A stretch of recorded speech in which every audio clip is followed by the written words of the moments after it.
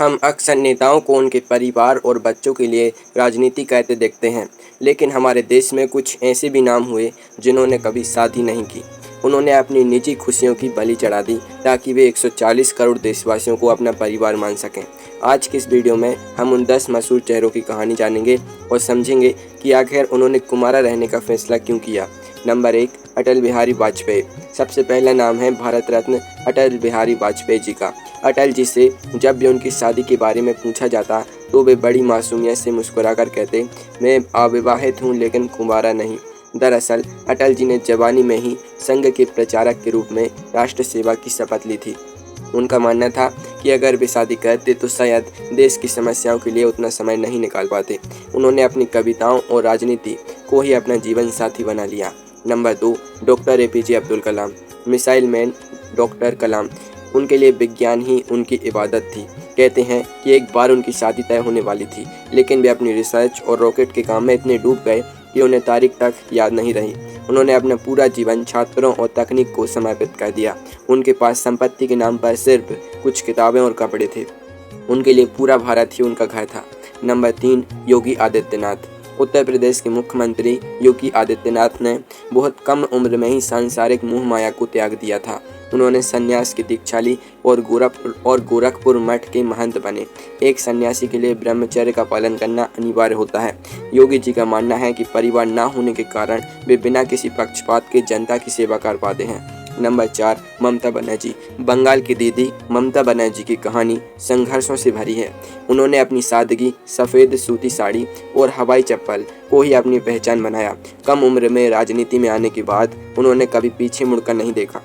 उनका कहना है कि उनका जीवन बंगाल की जनता के लिए है और एक परिवार की जिम्मेदारी उन्हें उनके बड़े लक्ष्य से भटका सकती है। नंबर 5, राहुल गांधी। राहुल गांधी देश के सबसे चर्चित बैचलर नेता हैं। अक्सर उनकी शादी को लेकर सवाल पूछे जाते हैं। राहुल का कहना है कि वे अपने काम और पार्टी की विचारधारा से में इतने उलझे हुए हैं कि उन्हें निजी जीवन के लिए समय नहीं मिला। उन्होंने एक इंटरव्यू में कहा था कि वे एक सही जीवन साथी के इंतजार में हैं, लेकिन फिलहाल उनकी प्राथमिकता सिर्फ राजनीति है। नंबर 6, मायावती। बहुजन समाज पार्टी की सुप्रीमो मायावती ने अपने राजनीतिक गुरु कांशीराम के नक्शे कदम पर चलते हुए अविवाहित रहने का फैसला किया। उन्होंने संकल्प किया था कि वे अपना जीवन दलितों और पिछड़ों के हक की लड़ाई में लगा देंगी।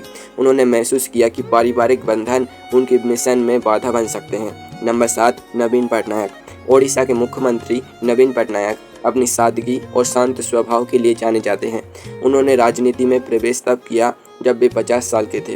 वे अपनी निजी जिंदगी को बहुत गुप्त रखते हैं। उनका मानना है कि अकेले रहकर भी राज्य के विकास पर ज़्यादा फोकस कर पा रहे हैं और यही कारण है कि ओडिशा की जनता उन्हें इतना प्यार देती है। नंबर 8, मनोहर लाल खट्टर। मनोहर लाल खट्टर भी आरएसएस के प्रचारक रहे हैं। संघ के अनुशासन में रहते हुए उन्होंने समाज सेवा का रास्ता चुना।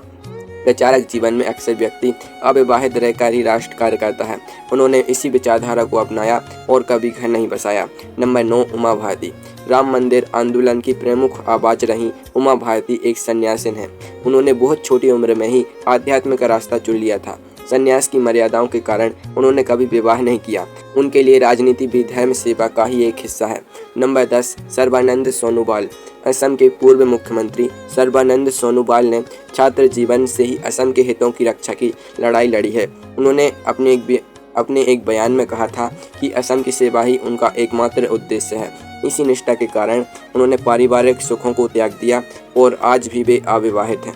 तो दोस्तों, ये थे वो 10 नेता जिन्होंने साबित किया कि राष्ट्र की सेवा के लिए कभी कभी बड़े व्यक्तिगत त्याग करने पड़ते हैं। जनता के बीच एक आम धारणा है कि जिन नेताओं का अपना परिवार नहीं होता वे भ्रष्टाचार कम करते हैं, क्योंकि उन्हें अपनी आने वाली पीढ़ी के लिए धन जोड़ने की जरूरत नहीं होती। यही वजह है कि इन नेताओं की सादगी और निष्ठा पर लोग अटूट विश्वास करते हैं।